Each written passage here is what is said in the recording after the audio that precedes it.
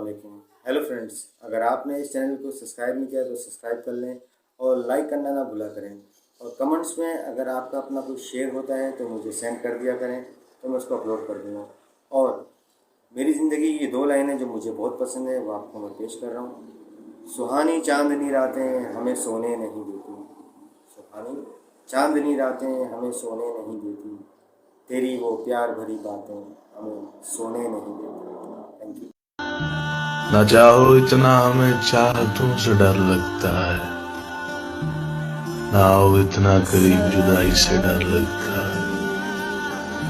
तुम्हारी वफाओं पे भरोसा है मगर अपने नसीब से डर लगता है।